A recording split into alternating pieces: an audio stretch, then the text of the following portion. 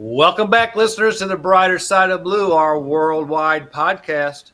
Coming to you from our Schicker Ford of St. Louis virtual studios and brought to you by Colombo's Café and Tavern down in Dogtown, St. Louis, home of the Seabo's Pizza and daily lunch specials. I'm Danny. I'm Tommy. I'm JJ. I'm producer John. If you forget my name, it's at the bottom of the screen. They're very good. Yeah, 'cause they're not used to seeing your mug on there pasted with the rest of us all the time. It's about time. You have to be on your best behavior, producer John. You're on film. Right now? Scary, isn't it? We're not taking you off either. We've been getting complaints about your conduct while You're at still Colombo. drinking You just coffee? wander off. That's not coffee. I guarantee he's not drinking coffee. I know. Tommy, tell us a little bit how we ended up in a virtual studio. Well, it's one of those things that we're trying to do different things and get more content out there. And one of the ways we figured is through these virtual studios to get more people on and kind of help us grow and do things a little differently. So this is our first attempt at this. If it works, and people like kind of what we're doing. I know that everybody's going to sound a little differently because it's our first time all in our virtual areas, I guess. And so we're going to see how this plays out. We got some videos coming up. We got some audio. We've got a best of clip from back in the day that I think people will find funny. But just some different things that we're trying. You know, there's so many guys that we can interview and do different things with, but they can't make it to Colombo's on a Thursday. Or like last week, and Danny can attest to this, when we were interviewing our guest that you're going to hear from today, when we were interviewing Luke Adler, we had the live show coming up afterwards, and Danny did it or did it not get hectic and nerve-wracking? Yeah. I mean, it was Adler had so many stories that we didn't want to cut him off, but then we rolled right up to the time that we usually prepare for the live show. And believe it or not, people, we do actually prepare for that live show. And so it got a little hectic, but it all worked out. But we're going to show some of the best of we thought of the Luke interview and save the rest maybe for another rainy day. So right. And then so what I was getting to is that this is going to be kind of an area, or the virtual is to where we can get more stories out there. We can get, we want to do a series on like patrol in certain areas of St. Louis, patrol in the Horseshoe, patrol in the projects, where we can get several officers on and at one time in this kind of a setting and let them tell stories about the areas they patrolled and some of the other ideas that we've got coming up. And this would be a lot easier than trying to get everybody down to Colombo's every single time. So we're going to bring out more content. Again, our Thursday shows will be live. They'll always be from Colombo's. And then Monday will be an array of different things, such as our Luke Adler interview that's coming up today. And whatever kind of series we decide to put together, that'll be coming out on Mondays. And but this Monday, or this interview particularly, Luke, and this is going to be coming up a little bit. The things that I found humorous about Luke are interesting and humorous. So Go ahead, Dan, JJ. This isn't because I heard that you guys. I wasn't there, but I heard that you guys got so rowdy afterwards, drinking and causing hell, that Colombo's wanted you guys to kind of take a break for a while from the bar. No, Not that I heard of. no, not Mr. John, It's not what the servers told us. it's not what the servers told us. I don't know what you're talking about, JJ. Okay, that's just rumor then. Okay, It's just total. Greg came I down was and there. yelled at us like usual. I thought maybe because I wasn't there to keep everybody calm and responsible. Zenful. Exactly. We missed our Right. Zen. Exactly. We had no Zen last week, so we're going to get to that today too. But in Luke's story, it's and I think Danny will agree with me. It was interesting to hear how Luke grew up in St. Louis. Had some mob ties in there, and he had a stint with the Carnies, a couple seasons doing the carnival work, which I found extremely funny at times. When he was describing some of the people he worked That's with. pretty fascinating. I mean, he was a 14-year-old kid living in the woods out in Sylvan Springs Park with his 16-year-old brother, and he popped out of the woods and saw the carnies setting up for school picnics. JJ, if you remember, Sylvan Springs used to be.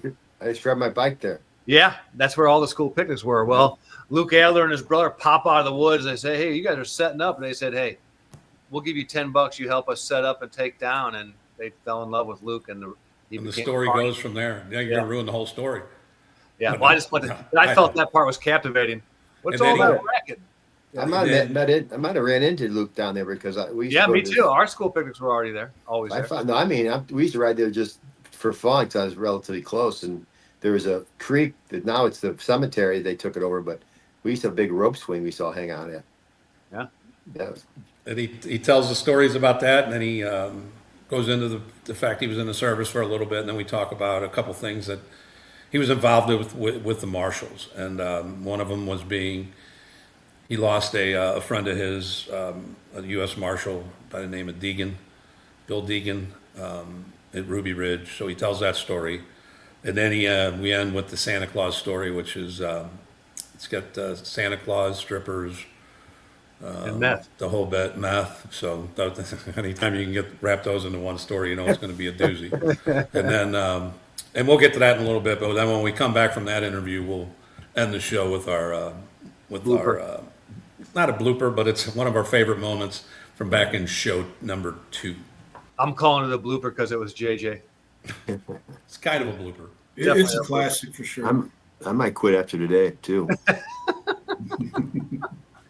You can't keep quitting, but I appreciate that, Tommy. This is good. This will give us another tool in our toolbox, and as we get more and more polished, because we're definitely an unpolished group, but we're getting better every week. But it helps if you like, subscribe, and share, because like we always say, we are truly a grassroots podcast. Started on almost 2 years ago now, from a high top bar top in what's it, Crossroads Bar, where Tommy came up with this idea right around the school shooting, and now we've grown, and we have never missed a week, and but we need your support. Like, subscribe, and share. So please click that button. Hey, with that said, LJ, who owns the bar, he really would love for us to come in there one time, hang out. At Keeps bugging- Crossroads. Yeah, he keeps bugging me about that. We might Not have to bugging do me. it. I Was have he actually one of the segments we're talking about is to present on Mondays is a day boozing review. So I think that might be our first place to go to for our beer or for our day. I'm on boozing vacation. review. I'm on vacation. You don't day booze at all, do I you? do not day booze. Day You have boozing to earn is your awesome. beer. You have to work hard all day and then earn your beer for 5 o'clock. You can't just skip steps. You can't skip Rubbish. all the This- steps. This is coming It's a from a bunch guy of that was named rubbish. Bigfoot in the police department. Okay. Well, oh, look at the doggy. Who we She's got there, buzzing. JJ? It's Millie. Hi, Look at Millie. She's the best dog in the world. She ain't. Hi, I can Millie. know it. All right. See what happens on these little I on these love virtual ones? Special guest. Thank Yeah. I like it. She's Anyway, sitting. JJ, is LJ, he's at Crossroads, and he knows that we started there? The Yes, and he wanted long before we started. We're still down at Tommy's place down in Fenton. He kept wanting us to do a show from there, especially after we did the one at Barney's. He really wanted us to come in there and do it, but then we ended up going to Crossroads and never left. I mean, Colombo. Colombo's and never left. But yeah, there's too much for us to do all there. But Yeah. he would just like us to come in and hang out again. JJ, how are things going with the cruisers and the wild childs and car towing and motorcycle chasing? Can you spike strip motorcycles? No, but if I could have my way, we could. Yeah. It's Is it getting- just too much liability? Yeah. And then there's little bikes they have. And actually, I was so mad before I went on vacation. They had a bunch of them, and I was by myself in my black Tahoe, and I pulled up and hit my sirens.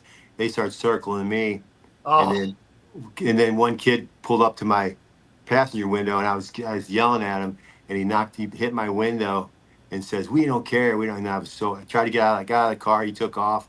I called my guys, and in a brief moment of unclarity, I said, "If you see these guys, go ahead and spike them." And my guys are going after him. They go, "Are you serious about this, Lieutenant?" I go, "No, but if you give them a big heads up and give them plenty of room that they know they're down there, you can do it." But we caught one out of 20 of them, and it wasn't the guy that hit my window. They ride those little motorcycles. Yeah. Are And this they guy had juveniles? Do they wear juvenile. fezzes? Like, Huh? are they Shriners? No, they weren't Shriners. They thought they were. They took over the Were you intersection Shriners of Parade? Shoto and Grand. They went straight down Grand towards past St. Louis University, And I was so mad. And the kid who came up my window had a hoodie on, a mask on. All I could see was his eyes, and he kept yelling, we don't care." So JJ, you weren't. I lost my mind. You were out of town on Thursday, the live show.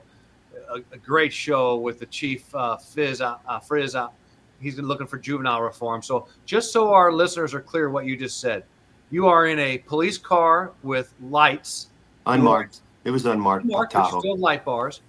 No, I didn't. I hit the lights and brought my attention to myself. Yes. But you were in full uniform.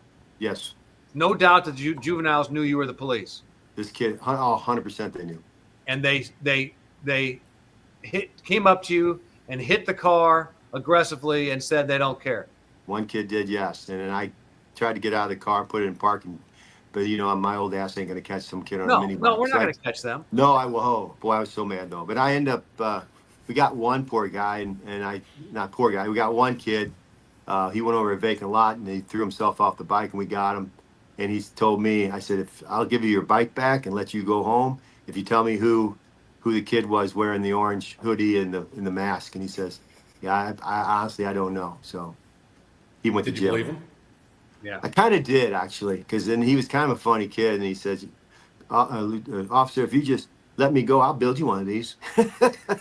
They build them themselves. There's a lot of them don't have vents on them or anything. They're just illegal little bikes that cause havoc through downtown. Yeah, I just want our listeners to be as appalled as I am that the boldness, that they're unafraid of any consequences. And if that doesn't shout that we need juvenile reform, it just makes me sick to my stomach. Well, I don't know if anybody. I wish they'd listen. If they listen to this podcast, they'd realize. Well, I think they realize now.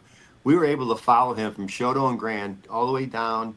I got real time cameras to go up and track him for me because they kept getting further away from me. So they follow him all the way to people don't know if you don't live here, but all the way to Natural Bridge, all the way down Natural Bridge to the county line. And that's where you end up losing him at the county line. That's how many cameras we have up and down the city, through downtown and Natural Bridge. So we were able to track him all the way there, and that's when the kid decided to go over a vacant lot, and it didn't go so well for him.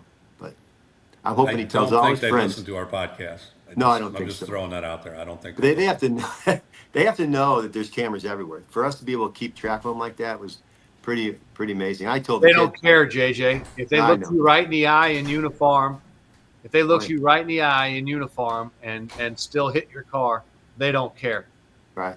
So they need to find out the hard way. All this hug-a-thug crap and all the talk about taking care of juvenile criminals as opposed to protecting our wives and daughters and the police. It's just bullshit. We have it all turned around. I was kind of off the reservation this week, but I got the tail. And DC is going crazy right now because they brought in the guard and everything. But apparently it's working. Last night I heard. So they've made a ton of arrests and taken a 120, 124 or something like that. Right. Yeah. And we've got every branch of the government walking the streets down there. Yep. Yeah. Law enforcement wise. Did you see the one guy throw a shake or something at one of them? Yeah. And it didn't work out well because he was a politician. He works for one of our agents, government agents. Yeah. They fired him on the spot. They did. Yeah. That's great. I got a question for you guys. Yes. Is anybody wearing pants? It's completely unnecessary now. It is. It's good. That's good. I'm not. I'm not answering that question. No. Don't. Yeah. Do not answer. Do not stand up. I have to use the bathroom. Everybody close your eyes. Hey, you just talked about the politician throwing a shake on a guy. Tommy, would this be a good segue to go into this? So now Tommy set this up. This is a guy that's a Democratic candidate for governor in South Carolina. In South Carolina, yes. What's his name? Mullins McLeod. I have to give it to him. That's a cool. Mullins McLeod. No, Mullins McLeod is cool. He got all his lunch money taken from him. He got McLeod. That sounds like a bad guy in a movie. Mullins McLeod. Mullins McLeod. Well, McLeod. I mean, Jesus, there was a whole show about the dude. Yeah. But here's Mullins. Mullins. They didn't say that it's a DWI, but I got to think that he had something to drink this night. He was well whacked out of something else. Somebody better come let me out right now. and take these shackles off these lily white hands for the world to What's see. your name? It doesn't matter, my friend. Trust me, I'm one of the most just humans to ever walk Okay, this just human. soil. Tell me your name. I'm just human. Okay, well, we tried. We've all tried. I tell you what, you got to give me a name. Give me We tried. Superman. Sounds good. I'm Superman. John Doe. No, you know what, John Doe's fine. He's in his John underwear Doe's only, fine. right? I don't give a. Alright. Just get Yes. these shackles off of me. So, just, Call me, you call me whatever you want to. I don't care. Okay. Just get this off So me and just get me out of this heads car. My name doesn't matter. if you keep acting like this, Yeah, the jail's just gonna put you in more I don't care. and worse. Okay. Good luck to you, Mr. Doe. This Wait, goes on and on. How long are you From gonna me watch and this? this There's another minute. Hold on. Okay. police car that, oh, by the way, is owned by the finest city in America. Okay, so it's not the car, it's the people with those guns and badges that make it corrupt.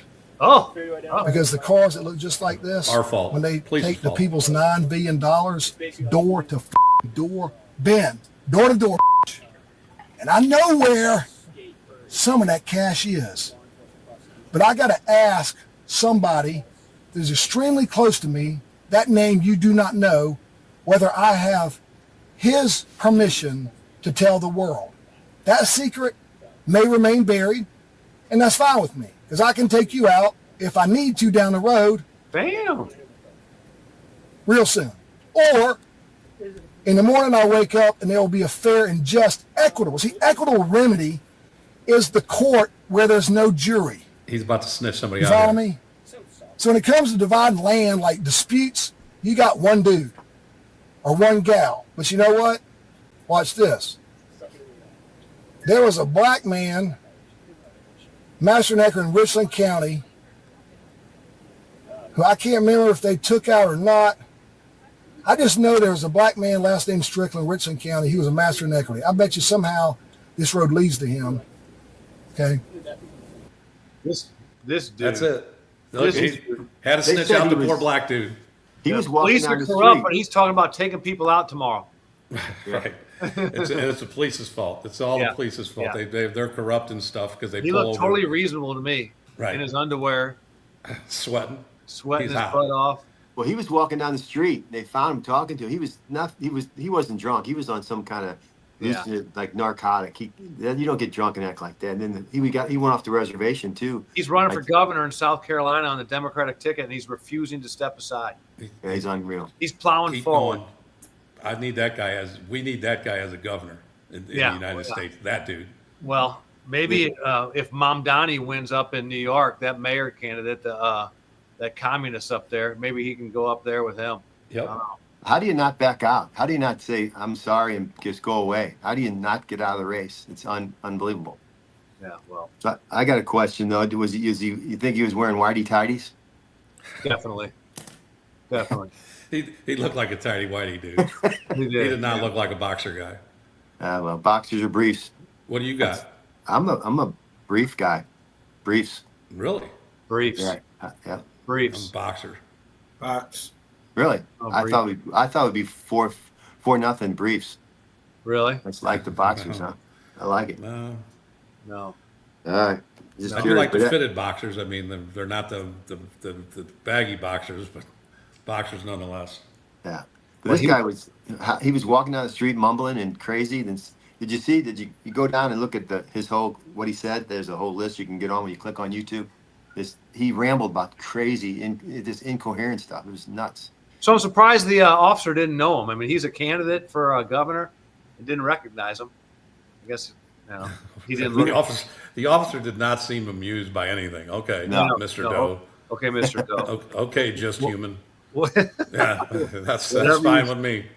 Whatever you say. I like when he came in. What's your name? He goes, just human. All right, we tried. Yeah. We tried. He's not going to tell us his name. We tried. Then He he looked- was Superman. Yeah, he was a puny looking guy. I think he could spend some time with Prime Performance, JJ. He could. See, that's my segue for that. Yep. Yeah. Whoa. Hey, you're getting good, man. Polish is coming.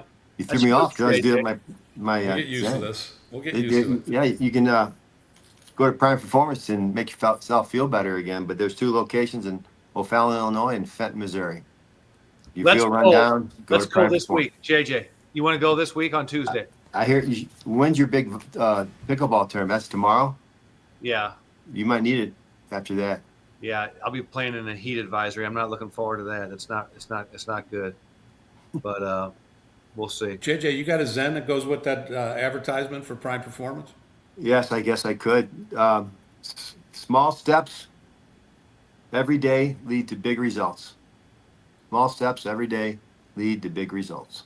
Very good, very good. That Zen just doesn't have the same bite on it when you do it virtually. I'm just gonna. No, it doesn't. We need I'm this just gonna producer throw that out John's there. I I was don't know hoping how. for some music, you know? Yeah, we needed that I know, music but- and Just didn't have its same bite. I know No. we'll have to do some different things here with this. If Yeah. we keep going with this virtual, I know one of the things that if everybody likes what we're trying to do here, I think we'll get everybody a mic and some earphones for home, so we all sound the same. But that did not have the same bite on it that it usually does. it didn't make me feel at peace either. Because we're not drinking. I think you need a Zen while you're boozing. Speak for yourself. You know producer John's down there. I got a coffee, for God's sakes. Daydream is my middle Hey, name. can I read the one I was gonna read and I changed it? Yeah, you might as well, because maybe it'll have some more bite. Not sure. Zen. When you're dead, you don't know you're dead. The pain is only felt by others. The same thing happens when you're stupid. That was much better. We'll cut the first one out and go with that I didn't one. even need music. Right. That was good. It started out when you started out, I was like, oh no, this is going to be tough to recover from. Yeah, I know it's gonna be tough. Actually, my brother sent me that this morning. It made me laugh out loud too. I like that one. I really did. Yeah. So the other day, I got a text from our boy Woody, and he said, and it was more of a picture, and it said the headlines on it was, our father of 20 killed during robbery. So you got to think, and he was he was doing the robbery, the man of 20, and I was like, all right, I got to go look this up. So I Googled it, and this is what pops up right here. So just so everybody knows, a man in Atlanta, identified as the father of 20 children, was killed while allegedly attempting an armed robbery near the Greyhound bus station. The incident occurred on July 19th, and police stated that DeAnthony Reeves, 44, was shot and killed during the robbery. Reeves' family is now dealing with the loss. Blah, blah, blah. He is the father of 20 kids. 20. He didn't need to do a robbery. He needed to friggin' win the lottery. Yeah. Yeah. And then it goes on to state that they're doing a GoFundMe, of course, for Anthony and for DeAnthony and his children, and it is run by his daughter, Shamiracle, and that is spelled SHA apostrophe miracle, and that's a capital MIRACLE, Shamiracle. So I think that John, I don't know, you run our Venmo account. You may want to think about shooting. It'd be a miracle if I send him anything.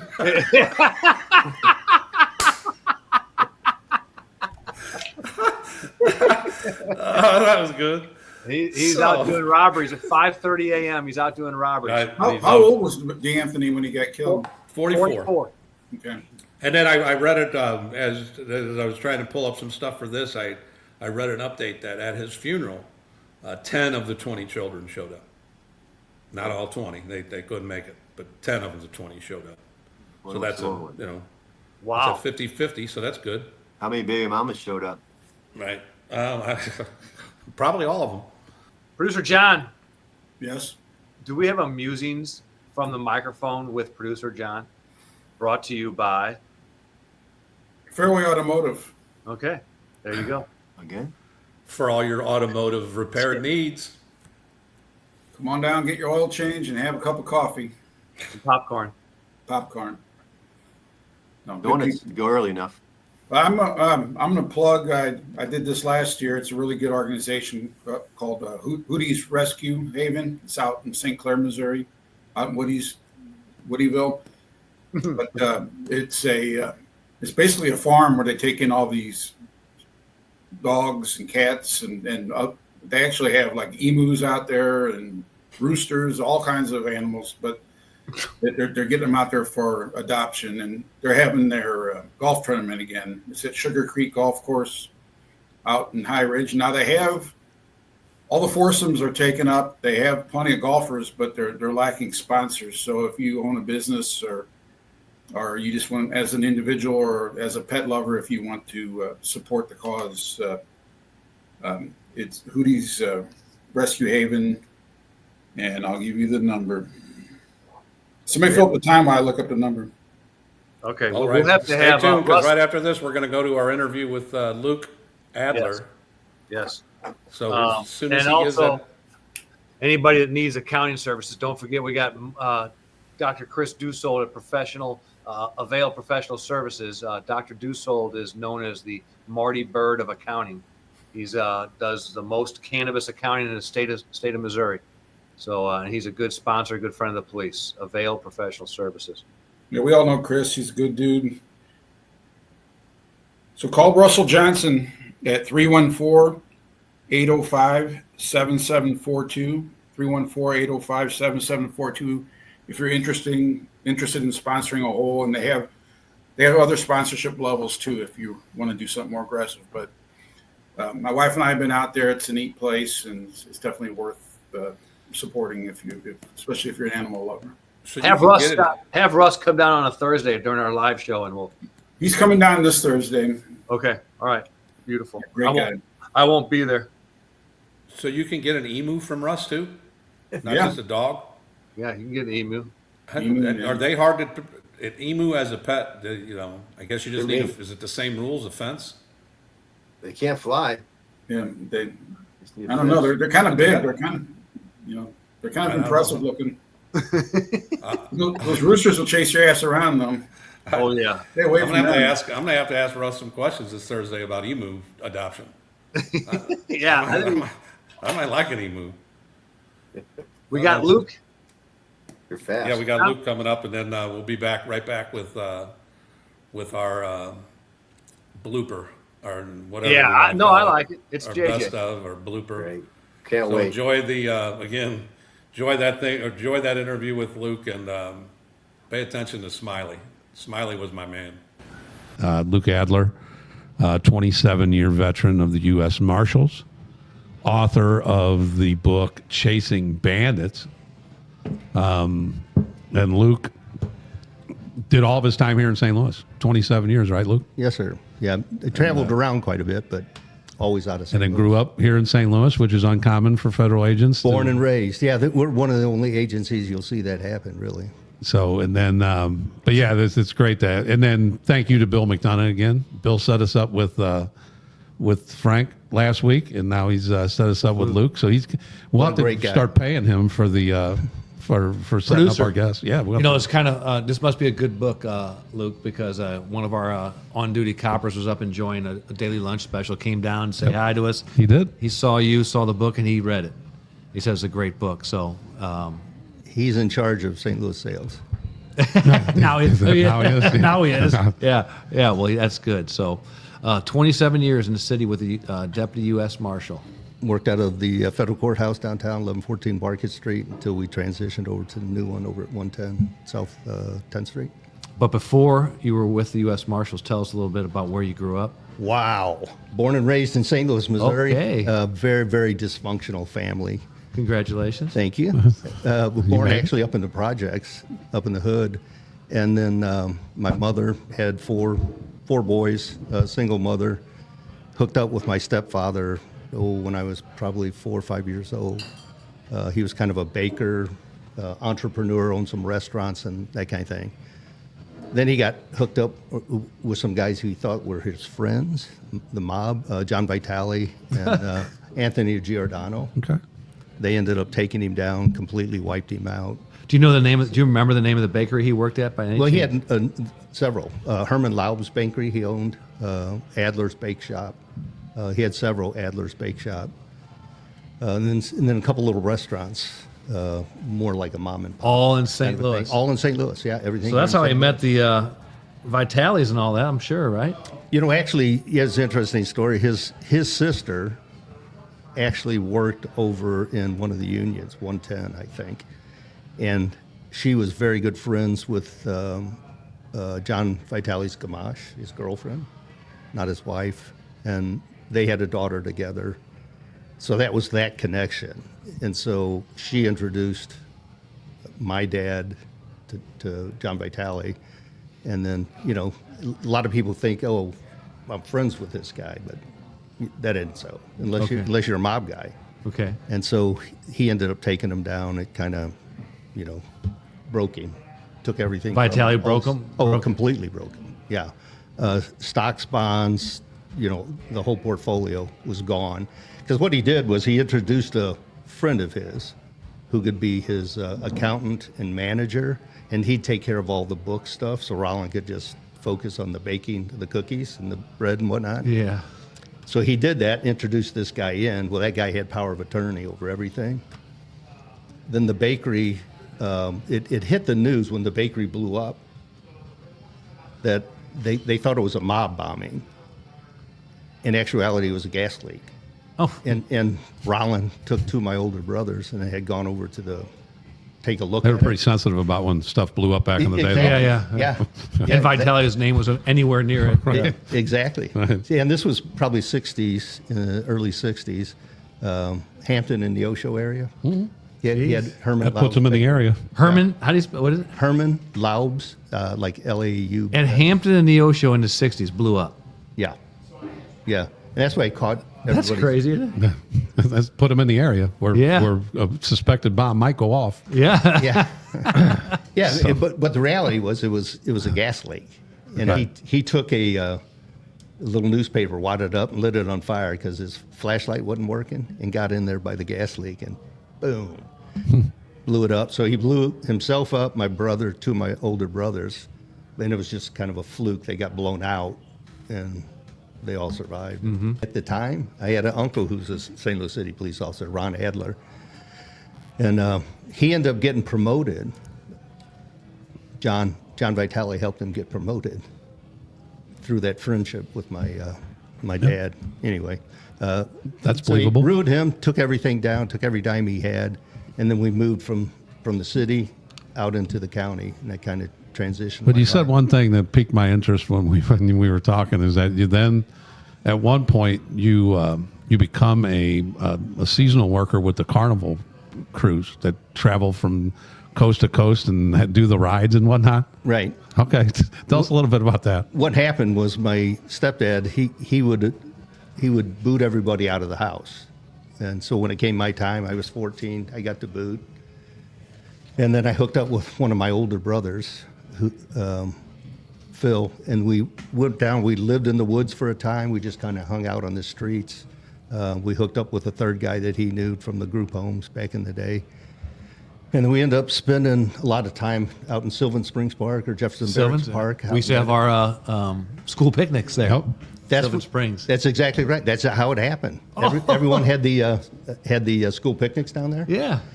And we were hanging out and living down there, and the carnies saw it and said, "Hey, you guys want to make $10 helping us tear down a ride?" I said, "Yeah, we'll do that." And we worked like adults. I was 14. I think my brother was 16 at the time. And they saw that we had the work ethic, that good South City work ethic. Yeah. And so that was a thing. And they said, "Hey, stick with us, and we'll give you, you can do a regular routine kind of thing with us." As the end of the school season, with the picnics and all that ended, they said, "Hey, we're headed out on the road up to Bemidji, Minnesota, and you guys have a place with us if you want it." We said, "Yeah, absolutely." And so When they say place with you, is that like the backseat of a car? Truck. no, it's actually the truck. Okay. Yeah, so we slept in the sleeper In the of the cab, truck, right? or in the empty trailers, or underneath the rides. You get a sleeping bag and throw it out underneath the rides. And most of the time, I don't know. Yeah, Yeah. You said, I mean, come on, No, you sleep under the tilt wheel. You don't know sleep nothing under the about tilt that. wheel with a at all be these honest. state fairs, you've got pies, you've got corn dogs, all the necessities to eat. all the leftovers from the picnic. Absolutely, Cotton And- candy. and they got Yeah. a little place that you can shower and do some stuff like that. Okay. Did you have to ask anybody permission, like your mother? Did you say, No, they "Hey, gave Mom"? me the boot. They wanted me to hit. Yeah, they were like. So you didn't have they to say want me anything to around. anybody. 14 years old, 16 years old, you're on the road with the carnies. Right. And then after they gave me the boot, at some point, I guess they thought about it and thought, well, this probably isn't good. I think Something happens to this It's out kid. there running Momo Monster. We got to get him then back they in here. They put me in the system as a runaway. Right. So the first place we went was to Bemidji, Minnesota. And then from there, we start, that's right on the border with Canada. And then you start working your way down. You work back and forth across Minnesota. You begin to hit Iowa, you hit Nebraska, a little bit of Oklahoma, back in through Missouri, Arkansas. And it ends down in Louisiana again, which is where they started. They start out of Lake Charles, Louisiana. And then when you winter in down there, what they call it on the season's over. You just kind of you go over to Texas and down along South Texas, Port Arthur, Texas, in that area. And they do shopping centers where they'd sit up, you know, when you drive by a shopping center and you see all these carnival rides. Just on the parking lot? Yeah, where they just set up and they do that. And so they make a little bit of money doing that kind of thing. On the carnival, it's a cast of characters. It's like the... I wanted to get there. That's where I was going now. I saw that. I was like, come on, get to these people. Right. So you have I mean, it's like the island of misfit toys, if Yeah. you would. And so you had guys like Smiley and Pete were brothers. They're from Wisconsin, like way north in Wisconsin. Smiley, he couldn't talk. His talk was garbled. But he smiled. He smiled, and they both had rotten teeth, like horrifically rotten teeth. Like you can't even imagine rotten teeth. And then Smiley also had his arm was bowed out like this because when he was 10, it was broken, and they never set Never it. fixed it. Yeah, he never set it. So his arm was out here like this. So the first time I ever met Smiley, he's like, "Hey, how you doing?" And he's like, okay, I'm not sure what you just said, but or whatever. But as you'd stay around him and be around him for a little bit, You could understand You it. could begin to understand. So a lot of times, what would happen, we'd be on the carnival and we'd go into a restaurant or something to order breakfast, and the poor waitress would come around, Bemidji, Minnesota, and say, can I get you guys breakfast? And Smiley would be like, yeah. And she'd just look at you like, oh, uh-oh, what have I gotten Scrambled myself eggs. into? I said, yeah, he wants 3 eggs over medium and bacon and some whatever. And so, yeah, so by the end of my first season with the carnival, me and Smiley were best of buds because I interpreted quite a bit for him. Pete, his brother, and Smiley, he dated a gal called Jolly Dolly on the carnival. Smiley and Jolly Dolly. Yeah, and she was what they billed her as on the carnival. You got the people that run the rides, Keep it together. which I'm having a is tough kind time of keeping it together. which is kind of what I did. I was a ride boy, but I'd hang around on off times, kind of with the people that ran the joints that had 4-color crazy ball, or they would sell cotton candy, or because that's where the real money's at. In the concessions? There's no future as a ride boy. Okay. Right? Yeah. So I kind of The real money is in cotton candy. Yeah. Kind of get a feel for that. How many years did you spend on the carnival? Well, it was seasons. So you do these seasons. So after the first season, we parked. We went back to Lake Charles, Louisiana, and began to do these, parking lots. After we did that for a little while and things really slow down, they come down and they tell you, hey, look, we can't really afford to pay you anymore, but you're welcome to stay. They had to stay in these ratty old trailers that they had. They also ran a trailer court, and they had a couple of these derelict trailer courts or trailers where you wouldn't house your dog in there. Jeez. But they let us stay in there for free. And then once they told us, hey, we're not going to pay you anymore, we thought, you know what? Let's head back up to St. Louis, and we'll hang out up in St. Louis for a little bit until the season kicks off again, which would be around the time of Mardi Gras, kind of a thing. What'd Smiley do without you? Exactly. Frowned. He was lost frowny. In the off season, he's frowny. Yeah. All right, this is the brighter side of blue. We're supposed to be in the law enforcement. No, we're getting here. to the law enforcement. Right. Yeah, so go let's ahead. Get Tommy. let's get to some stories. How did it end up getting into law enforcement? How'd you go from Smiley to the law enforcement? Yep. So let's do that jump. Great. Well, once I turned 17, I actually, as late my 16th, I started talking to recruiters at the law enforcement or at the military. Yeah. And so I ended up joining the Marine Corps 10 days after my 17th birthday. Wow. I was in boot camp out in San Diego, California, feet on the yellow. And the way that happened was when I signed the contract, they send you down to MEPS, which is the Young Building now in downtown St. Louis, and they give you a battery of tests. And one of those tests, they have a psychologist that comes in and talks to you. Well, he's looking at my jacket, thinking, oh, carnival? It's like, Yeah. no. Smiley was his reference. Smiley. It's exactly right. So anyway, that's what got me in the Marine Corps. So, 17 years old. I was the youngest Marine in the Marine Corps at the time. They sent me out to California. I was a Hollywood Marine, meaning that I went to boot camp out in San Diego. After I got out of that, I wanted to be, so you can imagine, a 17-year-old kid who doesn't have a clue really about the world. And I wanted to jump out of planes and scuba dive and do some cool stuff. So, of course, I wanted to get into recon, which is the toughest unit that you can out there in the Marine Corps. It's at the time. They've since come up with some other units, but at the time, that was it. Recon and force recon. So I show back up and told the staff sergeant, hey, I want to get into recon. So he sent a buddy of mine that I was in boot camp with, myself, and we went over to recon, spent the next 4 years doing that. From California, did some training up in Alaska, went to Okinawa, Japan for a year, trained in Korea, South Korea, and the Philippines, then came back to the States up in Camp Lejeune, North Carolina. And then 6 months of that, I've been out on the med float, so traveling all around the Mediterranean. So for a young kid, young guy. Oh, seen it all. And then you get out of the service. Yeah. And what makes you go to the Marshals?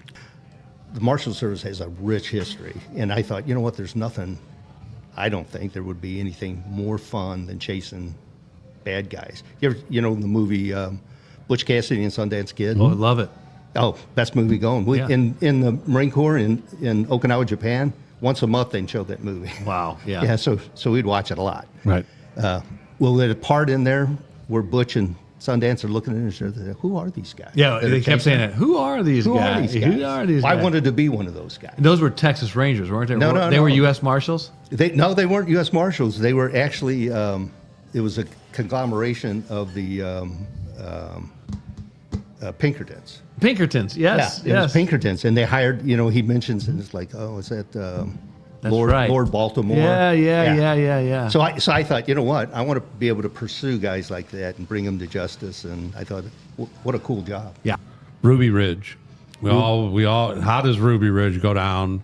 What happens? What is your role when you get there, and why are you there? Ruby Ridge is just a horrible, tragic incident. A good friend of mine was killed up there, Billy Deegan. It started 2 years before the shootout. It started. There was a guy up there who was former Army, and I think he kind of blew up his image a little bit of having things that he had done. So people thought, hey, this guy's like an operator, if you would. He was not that. And so the ATF, for whatever reason, in their infinite wisdom, they used some convicted felon biker guy to make a run at this guy and say, hey, can you get me a machine gun? And the guy's like, no, I can't get you a machine gun. It's like, oh, okay, well, how about a sawed-off shotgun? Can you give me a sawed-off shotgun? You don't have a saw or a shotgun? You can't, you know what I mean? Yeah. You can't do that? One thing leads to another, and the guy finally says, all right, for $50, I'll saw the barrel off a shotgun, here you go. So they used that, they predicated to get an arrest warrant on him, and the whole reason is he's kind of a white supremacist, thinking, anti-government, believes in what they called ZOG at the time, Zionist Occupation Government. And Different than SOG. different from SOG, yeah, let's get that clear. All right. So, but he sends them down. Clarifying. There's a place called, at the time, Hayden Lake, Idaho. And there's a guy that runs it who's very charismatic, anti-government, white supremacist kind of. They used to call it, he was the head of there's the Reverend Butler, but he was the head of the Christian identity movement at the time. I don't know if you remember, we had some here in Missouri, down in called the Covenant Arm and Lord, Covenant Sword and Arm of the Lord. And they're very just anti-government. They don't like to pay taxes, basically, is what it boils down to. Okay. You know, a little bit of separation of races and that kind of thing, craziness. So anyway, they want this guy, ATF wants this guy to go inside the Butler's compound and tell him what's going on in there, and tell him, you know, if there's any nefarious things going in terms of machine guns and explosives and weapons and stuff like that. And kind of at that time period, there were some other guys who were a breakaway party or breakaway group from that, and they were actually out doing some stuff. They killed the Jewish radio guy out in Colorado, and they did some armored car robberies, and they were doing some stuff like that. So, okay, but you know, get someone else to go in there. This guy is really kind of nobody, but they went after him. They get this warrant on him, and the way they did it to serve the warrant to arrest him. So anyway, they're after Weaver to send him to the compound to get all this information and whatnot. When they arrest him, what they do is they pull up a vehicle and they pop the hood like they're broken down. And kind of in that area of Idaho, it's remote. What year are we talking? Remote area. That would have been, well, the shootout and everything happened, I think, in 92, August Okay. of 92. All It was So- Randy Weaver. Randy Weaver. Randy Weaver, there we go. That's it, Randy Weaver. Thank you, sir. So that would have been about 1989, maybe 1990. And they get this arrest warrant for him. And the way they serve it is they have a vehicle broken down the side of the road. He stops to render help to assist them. They pistol paralyze him and like, hey, we got you. They had set up a deal where we're going to take him down in front of the magistrate judge, and the government had convinced the judge that, hey, we need to hold this guy without a bond. But they were supposed to take him to Boise, Idaho for that. Well, once they get him into custody, it's Federal Friday. So, you know, they're eager to get home or whatever. I hear. And they don't stick around. So he actually goes to a magistrate judge somewhere else. The magistrate judge says, okay, what? All right, no big deal, and gives him an OR bond. So he gets out on the OR bond, goes back home, and they button up the cabin. And his wife and him write out a declaration of war against the federal government. And so now it's kind of on. Yes. So for 2 years, roughly, they're up here in this cabin. They don't go out anywhere. And they send friends who come and visit them. They'll send them out for supplies and do some things like that. So the Marshal Service started to use Special Operations Group to go out there and kind of keep an eye on them. So you had a component from Washington, our enforcement unit, and then guys out of SAUG out in Louisiana who would go on up there and they'd set up and they'd watch the place with cameras and get a feel for what's happening, trying to figure what's a good way to get this guy out of here safely and do all this stuff. Well, sometimes news helicopters would fly out, and when they did, Weaver and his family, they'd run out of the building like they're a military unit, and they would get in these bunkers and things, and they'd start popping caps at the helicopter, which is another federal crime that you can add to the list. So this is going on for about 2 years. On the last day, the day that Billy was killed, what happened was Billy and a couple other guys are down on the lower section near the house, and they're trying to move up, sneak up, kind of like what we did in Marine Corps Recon, to get up close to get a feel for what's going on in the house. 3 other guys are further up on the hill and on a mountaintop, if you would, watching down at the cabin and filming kind of things that are going on. Well, they had this great big dog who's like a Newfoundland or something. It was a big dog. Trooper, I think was his name, but it comes running out and gets the scent of our guys, and so now there's a chase that's going on, and Weaver, his son, and another guy come running out, one of the friends, and they start popping caps, and they're popping a lot of caps at these US Marshals who are running. Well, Billy and 2 other guys, they're running down this path, and Weaver sets up an ambush, basically, is what happens.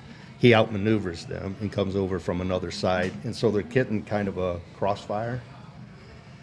And the other guy that was with him and his son came from one direction, and Randy Weaver shooting over from an L. So they almost have an L-shaped ambush going, which is not good. Right. Billy decides, hey, we're not running anymore. He jumps up and says, stop, US Marshals. Well, this kid is kind of right in front of him, and this other guy is directly behind him, and that guy just shoots right past the kid and hits Billy in the chest and kills him pretty instantly. Another guy that's up there, Larry Cooper, good guy with special operations, he begins to light up that guy, and he's got to worry about Weaver too, shooting kind of in a pattern. The third guy who had come in from headquarters, he's down further, and he shoots the dog, so the dog can't come back up and get in the mix. So there's this big shootout going on for a little bit. Coop realizes that Billy's down, so the calls start going out to Washington, and then we get the call. I was in the backyard cutting grass, and my pager goes off, and I look at it, and it's like, hey, they could send you a little message, back in the day. So they're sending a little message and telling you to call this number. So I call up, and they're saying, hey, Billy got killed. Get to Idaho immediately. So we jump on planes and start heading that way. So Billy got killed, I think later in the evening. Those guys spent most of the night in the woods, getting shots going back and forth. So then early that morning we arrived, and I think we actually flew into Washington State, and then they trucked us over to Idaho up in where Ruby Ridge is, which is they're calling for the cavalry to come in. And that's interesting because over the past 2 years, every time we go down special operations, like the commander would call and say, hey, we're working on a thing, what do you think? Kind of a deal, like brainstorming. And I look at it and say, all right, so you send 12 guys out, you break up 2 teams, this is how you do it, and you hit them and pull them out of there. Right. They're like, no. I think he was okay with it, but Washington was like, nah, we don't want to do that. So it's like, it's costing too much money, too much stuff. Billy gets killed. And what they didn't know at the time, we didn't know this, I swear. It didn't come to light for about 3 days. The little boy had been killed too. Yeah. He had a 12-year-old son that was out there, and he got caught in crossfire and got shot. He had a gun. He was I was going to say, was he shooting as well? Oh yeah, he was shooting, but he got caught in the crossfire and got killed. And it was like a thing. So they call us in the middle of the night, myself, another guy. They bring in a coroner, not a coroner, the local. ME? Yeah, kind of. And then they brought in a medical doctor to come and say, hey, he's dead. Yeah, he's dead. And they bring the little boy. We open the thing, and he's shot in the back and shot through the elbow, and they pronounce him dead. Right. So then they're thinking, wow, there are all these people at this barricade screaming and carrying on, just about a mile away from here. So they decide to kind of hide that fact and get the boy's body out and more down to wherever before they. Are you there at this time? Oh yeah, I'm with the young man, and so we're up there. They put us up, and we're ringing the cabin. So we got a watch on his cabin, which is down 200 yards from us where we're at. Well, what happens is the FBI they come out with everything. Those guys have all the toys. Well, they have a group that's similar to our special operations group, the hostage rescue team, HRT, and they bring their own helicopter. So they've got like the St. Louis County helicopter with them. So they send it up with the head of Marshals at the time who was there, local, and then the lead FBI, the SAC, the FBI there. They fly up. Well, as soon as the helicopter gets up, Weaver, and who we thought was his wife, came running out, and they're pointing guns at the helicopter to pop caps at the helicopter. Well, the helicopter guy is now an FBI agent. He sees that and thinks, well, this isn't good. So he buzzes down, gets out of the area. They fly back down, land, and everyone says, what a great idea. Let's send the helicopter back up. Only this time, we'll pull everybody out that's up there, and we'll ring it with counter snipers. Marshal Service has a bunch of counter snipers. They didn't want to use them because they were afraid it'll look bad. My team was supposed to actually hit the house and get him and do all that on the scenario that we and the special operations were coming up with. But the problem with it was a marshal had been killed. So everyone was afraid, no, this is going to look like a retaliation thing if anyone gets hurt. So as hard as it is, we backed up and the FBI began to run everything. Interesting, the FBI put a robot with a shotgun pointed right at it, and they'd roll it out to it and say, hey, come out and talk to us. And we probably didn't get to talk to the shotgun, you know? But, so anyway, this thing lingered and kind of went on. Well, day 3, we find that the little boy had been killed, and his body was in a little outbuilding, and next to him was his mom. His mom had been killed. They put snipers up when that helicopter came up, and we had no idea. But the woman that came out, running out with Weaver and them, it was actually his daughter. So when they sent the helicopter up the second time, and they had all the snipers up there, the snipers actually shot Weaver. You don't hear much about this, but he actually got shot and wounded. And the other guy who had shot and killed Billy, he was wounded. And they make their way back into the cabin because they realize, oops, what time of day it is. So they get back into the cabin. So now this thing lingers on. Well, then I think, you know what? I take that back. She wasn't in the outbuilding. She showed up a couple of days later on the actual porch of the cabin. There's a body in a sleeping bag, and it's set outside because she's been dead 48 hours or something. You know, things are starting to happen. Once we see that, and they begin to like say, hey, you know, not good. They called. There was a guy, a radio guy, a personality, Bo Greitz, who had been a colonel in the Army Special Forces, and they call him up, and he's kind of an anti-government kind of a guy at the time. So they bring him up. Randy will talk to him. So they confer and talk and chit-chat, and it's finally at that point that Randy says, hey, we'll surrender and come up, and that's what resolved the incident, quite frankly. I remember that in the movie. Yeah, Bo Greitz. Yeah. I've seen him on some YouTube and whatnot and so forth. Yeah. But let's get to one last story. There was a Santa Claus that you had chased down, and he had a meth issue. I'm the guy. I immediately thought of Bad Santa. You know, Billy Thornton. Billy, what was it? Billy Bob Thornton. Billy Bob Thornton and the little black dude. That's what I thought of when you were telling me a story. But that's tell us about Santa Claus. Well, as you can see, I'm kind of a storyteller. And so every time we have a family function like Christmas or Thanksgiving or something, around the table, all the relatives would be like, hey, who are you chasing now? So at that time, I was chasing Santa Claus. Like, hey, I'm getting ready to chase Santa Claus and get him. And so anytime something like that had happened, I'd begin to put the word out. This is who I'm looking for. You know what I mean? I'm looking for Santa, a guy that looks like Santa Claus driving a... No, he looks like Santa Claus, or he plays Santa Claus in the mall? That was his nickname. Okay. Oh, yeah, he actually did play Santa Claus in the mall. All right. Yeah, All right. and that was his nickname, Santa Claus, and he looks like Santa Claus, right? That's the name. Yeah. So, well, if I can back up just real quick, 2 years before that, I arrested this gal in a place called, it's a biker bar, He was an kind elf? of dancers. It was a gal. Down in Footloose is a biker bar, and they run strippers in this bar. And we'd been looking for this gal for a couple of years. FBI comes through.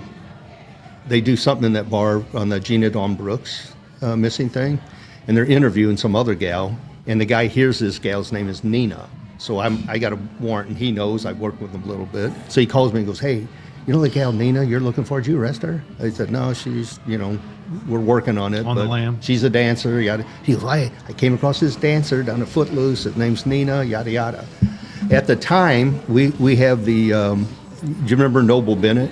Yeah. Mm-hmm. Right? We got the Noble Bennett trial going on. And so we bring in 20 deputies from around the country to help us assist on that. They're working the Noble Bennett trial. They go up, first day, there's a mistrial. So it's like, oh, are you kidding me? They call mistrial, give them the boot. So now we're all in the office, and there's 20 extra deputies hanging around. So I said, hey, not for nothing, I'm going to go down and I'm going to look for this gal, Nina. Anybody want to go? It's like, a couple guys maybe. It's like, And then one guy says, well, where's it at? I said, that's some stripper bar down I'm in. Down there. Yeah, next thing I go, I got 3 carloads of guys who want to go. So we head down there. And I said, here's the deal. I mean, she may be there, or she may not be, but my guy's saying she dances there every day. So we roll on down. We pull up around this place, and now we're all in Brooks Brothers suits and, ready for trial. That ain't happening. So we go waltzing into the place, and these guys are barging in. As soon as I walk in and I look across the way, I see Nina, and I realize straight away I don't need to search her. She's not carrying any guns, guaranteed. All these guys freeze. I'm walking over to her to hook her up, and I look behind me, and here's 19 guys just frozen at the stage. So I go over there and I say, hey, Nina, here's the deal. Get a robe on, yada, yada, let her get dressed, hook her up, and we're taking her back. And she says, I don't know why you're bothering for me, because I was just a minor wheel on this dope thing going or whatever, and I haven't been doing anything.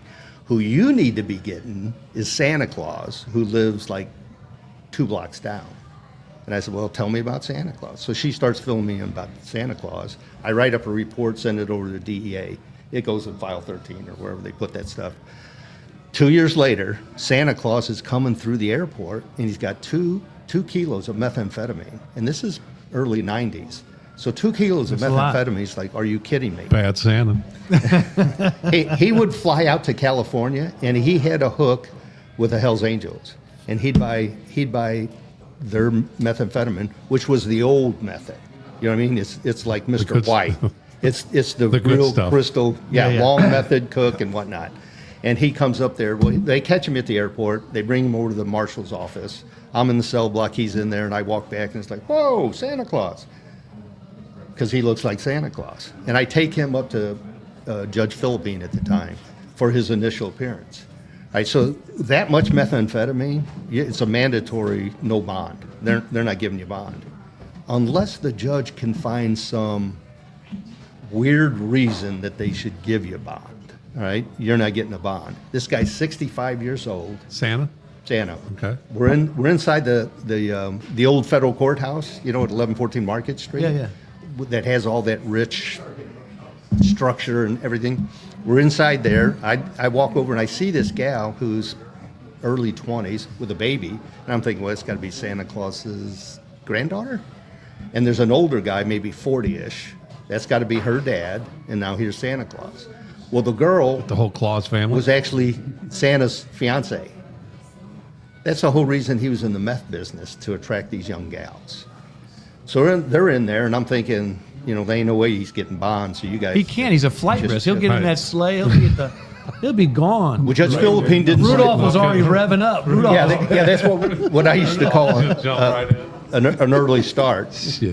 So Judge Philippine hears it and says, no, I'm going to let the guy out on bond so he can attend to his affairs and wrap things up before he goes to prison, because it's going to be Pardon the pun. Wrap those presents up. Yeah, get 'em out. the sentence was a mandatory minimum of 15 years in prison.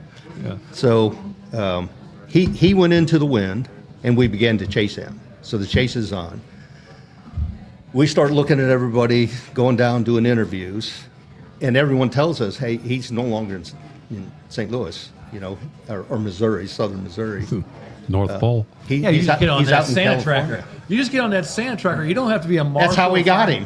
Yeah, the Santa tracker. He's right here. He's flying over. And everybody I talk to says, hey, he comes into town, he sells some meth, he'll bring in like a kilo or two of methamphetamine, gives it to his distributors. They put that out there, and then he leaves. He gets his money and he leaves. That's how Meth Santa rolls. So we're chasing him. I started targeting, like there's one guy, Junkyard Johnny was his nickname. He's selling his dope. There's another gal, this little princess down in. This Junkyard Johnny, is he hooked up with Smiley at this point? Is Smiley coming back? He may have been. Junkyard Johnny He was seems a like he might Smiley hang fan out with Smiley. for sure. He's a Smiley fan, and several of these other people who are selling his dope. So I make this list up. These are all the people I'm hearing sell his dope, and I would go and visit them one at a time. Blitzer. And every time they'd be dirty, and they'd make like John or Junkyard Johnny. He let me. He's run around his cabin for a little bit, and you can see this trailer moving as we knock on the door, and I give it the police knot, the good boom, boom, Yeah. boom. Hey, U.S. Marshals. 5 minutes, he comes to the door, and I was like, oh, hey, I was wondering when you guys would get here. Really? Well, I'm here now. Let's get in. Would you let me in, and we'll sit and talk? He's like, oh, sure, come on in. So we step around the corner. First thing I see is a bulletproof vest with a bullet in it. and an empty holster hanging over the bulletproof vest at the table. So I'm thinking, well, that's why he's running around, getting rid of stuff. Yeah. So we sit down, and I see some ammunition sitting on the countertop. Well, that's the same convicted felon in possession of a firearm or convicted felon in possession of ammunition. Yeah. So I got him cold, and I say, hey, Johnny, people tell me your gal is kind of a nut, and she jump out on us with knife or something. Can we look and make sure she's not in there? He goes, Luke, I swear there ain't no guns, no dope, and nobody in here. Okay, we're just going to poke around and just make sure for our safety. Yeah. He's like, oh, yeah, sure, go ahead.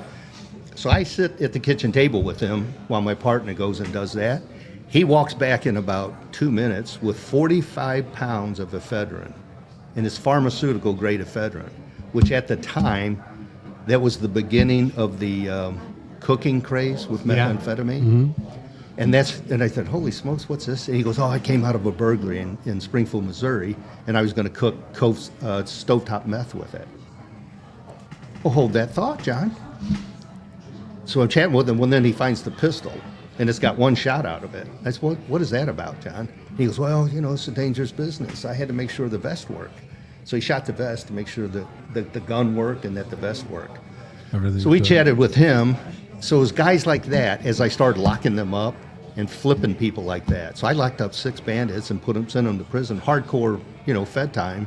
A guy with sawed-off shotgun, people with dope, a gal with an AK-47 and a bunch of methamphetamine who was already wanted on state These are charges. all Santa's people? All Santa's elves. Yeah, All every Santa's one of them. So, and besides that, I would go in these bars that he used to hang out and talk to people that I knew him. I was actually, back to the Footloose where I found Nina that day. I pulled up to Footloose one day, and I'm standing out on the outside waiting on the local sheriff's deputy to show up. And all of a sudden, this gal comes out and says, hey, Luke, you got a phone call inside. How in the world do you know who I am and who's calling me here? Nina. And she said, who else is going to be out here in a Fed car with a suit and tie? All right, you got a point. So I go inside, I get on the phone. There was a gal that I called Tiny Dancer. And she worked with, kind of hung around with Elton John. Santa Claus and some of his guys, and Elton. So she had called me because she heard I was looking for her. That's why I was waiting on the sheriff's deputy to go try and find out where she lived, because she moved around. Well, she tells me right where she lives. We run over there and visit her. And as I'm sitting in her place, I see this, bunch of shotgun shells and a bunch of stuff. And I said, can I ask you something? Do you hunt or anything? And she's like, oh, no, that's my roommate's. He just got out of prison. I said, oh, really? I said, does he have any guns? Is he a hunter? And she goes, I don't know that he hunts, but he's got guns. He's got one. And she starts describing a sawed-off shotgun. So I ran, after I left everything as it were, ran back to St. Louis to Dick Paley, and we went and got a search warrant for the shotgun and shells and whatnot. Went back down there and tossed the place the next morning, and we arrested him. A good elf. He wouldn't tell us thing. He didn't tell us zip. But we found a phone number in there. And in that phone number, it came back to a payphone in San Diego, California. I started running that down, and we found 4 payphones that he used in California. So we set up kind of this deal where we spooked his son. Now 6 people have been locked up. And now I come and I talk to his son. I say, you're next. I'm going to hook you up because you're in the mix and whatnot. He leaves. After we leave, he leaves, and we follow him all the way back up from St. Louis. So if you're familiar with like Park Hills area. Oh, yeah. So he drove an hour to use a payphone up in St. Louis. That's how freaked out he is. And he goes to this payphone. He gets on the payphone. We immediately call our folks at AT&T, and they're getting on that phone and tracking it. And we're tracking it with like 4 phone companies to try and figure out where it's going to. But in the interim, I had given those 4 phone booths to a friend of mine in San Diego, and I called him straight away and said, hey, there's someone's going to come up and they're going to call Santa Claus. So he immediately sends guys out to those 4 phone booths. So we're working, tracking, hour and a half into this thing. All of a sudden, my guy from California calls, and he goes, hey, we got Santa Claus hooked up. That's how we got Santa. What did Santa Claus do? What did he convicted of? Well, the failure to appear, and the judge didn't give him, he gave him 8 months more time. It's supposed to be a mandatory 10 years more, He gave him 8 months more for that. So he did his mandatory. He still got the first deal that he got, but he's 65, and he's got to do a mandatory minimum 15 years in prison before he can work on that 8-month follow-up, which should be a 10-year bid. He died in 2008. He died 2008 down in Bastrop, Texas, I think, All right. in a federal prison. Christmas still goes on. Santa. And thank God Santa got locked up and Christmas I went thought on. Luke almost canceled Christmas. Yeah, exactly. Exactly. But we appreciate Luke coming in. I'm sorry to cut you short. We're going ready to go live here in 20 minutes. So Very we got to good. get We some appreciate things you going guys. on. But we really appreciate you coming You'll in, be Luke. And we're back. going to have you back. Always a pleasure. We're gonna have you Always back. a pleasure. All right, brother. Anytime. Thank you, Luke. Ready? All right. Hope you enjoyed that interview. Bad Santa, huh? I guess we can go there. Meth Santa, Bad Santa. Like I've always said, more the meth you can get in. If you can get meth Santa and stripper in the same story, I mean, you got about a 75% chance of success right off the bat. Producer John always said, who was it, John, that said, when you're a policeman, you have a front row ticket to the greatest Show on earth, yeah. The greatest show on earth. And there you go. Was it Charlie Metzner that said that originally? Yes, that is Yep. Charlie. Yeah. Your badge is your ticket to the greatest show on earth. A front row ticket Front to the row greatest ticket. show on earth. Yeah, unbelievable. Great line. Hey, So that is a great line. we talked to Luke. I just want to plug the, I rode with Luke a little bit in the fast unit. And I'd just like to plug that unit because we've brought it up a couple of times. It was a fugitive apprehension strike team, but it was, four city coppers, and then we had Terry McGinnis from the FBI, and then a US Marshal on the task force, and just made hundreds of arrests a month. And I'd just like to call out because it was a really hard-working unit, and guys like Jeff Hebling and Mike Dieba and Bob Stewart were there when I was there. And Terry McGinnis from the FBI was like the nationally famous fugitive hunter. And then Luke and Warren Brock and Charlie Durkee and Brian McKee and Bill Preston, I know I'm leaving a lot of them out, but the Marshals used to, filter in and out. They used to rotate, but great group of people. And I just want to shout out Johnny Burke was our lieutenant when I was there, and Phil Majeri was our sergeant, who was one of the bigger characters ever on the police department. Yeah. Could never get a hold of him, but if something happened, he just miraculously showed up out of nowhere. So I like it. And I know Joe Custer's has been there for 20-something years now. So he's Mark Bill Lawson Alphen was there. A lot of really good coppers, and a lot of the stuff like Anna Kimball's doing now. Yes. Jeff Hebling, is he still doing it? Did Jeff finally retire? Jeff retired. I talked to him last week. He's doing good. Yeah, Jeff I bet was you there he's for got years. some stories. Yeah. Yeah, He found my flashlight once. I lost Found my your flashlight. I lost a brand new flashlight. I was so mad. I left it in the car. I searched, and I put my initials in it, my DSN in it. He found it on a search warrant, my initials, so he knew it was a policeman. So he called me and gave me my flashlight back. Still have it. What a coincidence that is. Yeah. How long after did you Oh, it lose it? was at least 6 months or better. Oh, okay. Yeah. I like it. Well, here is our flashback. I guess we'll call them our weekly flashback. And this goes back to show number 2. Brought to you by. And it's brought to you by Corby Campbell Security, campbellsecuritygroup.com. Get a hold of Corby anytime you need to protect your business, your family, your homes, your assets. Get a hold of Corby and at campbellsecuritygroup.com. But to go on with our moment of our flashback, this is show number 2, and JJ we had, just to set it up a little bit. Yeah. We were done, but it was right around the boxing matches, and we had forgot to plug the boxing matches. So we take everything back out, we put it all back up. Well, JJ was continually to be done. He was not back. He was not down for the re-upping of the whole thing. So at the end there, and Danny starts talking about how great the backstoppers were, and JJ is half paying attention. As usual. And him half paying attention makes him make a comment that was completely off the wall and somewhat absurd. But the one thing you won't hear me laugh right away, but you're going to hear a pounding, and that's me pounding on the table because I'm laughing so hard that it's silent. And so, because at first you don't hear anybody laughing, well, there's somebody laughing and it's me, and I'm laughing hysterically, and I don't get control of myself till the very end, and then that takes us on out, and so here that goes right now. Peace out. You talked about tonight on this show about Skippy Steve Strail dying 30 years ago in the line of duty. Who do you think took care of his family, his kids, his wife, their schooling, the housing? Jerry Layshaw. No, backstoppers. Oh, yeah. Well, fun, yeah. Hey, by the way, Tommy, did you just hear cut JJ? that out? Did you?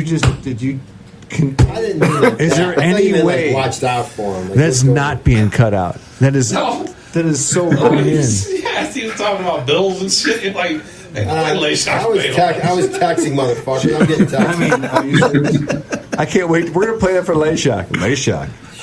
Jerry Layshock. Don't even think about that. Billionaire I quit. Layshock. I'm quitting right now. This is my last podcast. You guys sucked. I was fucking texting. I thought you were getting more sentimental. Like, we talked about Layshock, like, because he was good friends with him. He took care of the family. Yeah, he was going to look out for him. Motherfuckers. Hey, backstoppers, keep your money. Yeah, I got you. Lake Shaw's got this one. You got... Yeah, that was kind of dumb, but hey. Hey, this will never make a podcast where I quit. He quit twice. Who do you think paid for it? The Guns N' Roses. Who do you think paid for it? Layshock. That's some funny shit. No, fuck. I kept thinking. The more I said it, the MF word, you maybe cut it out. Oh my God. Yeah, exactly. That's why you're JJism. That was a JJ-ism. Hit it, Huggy.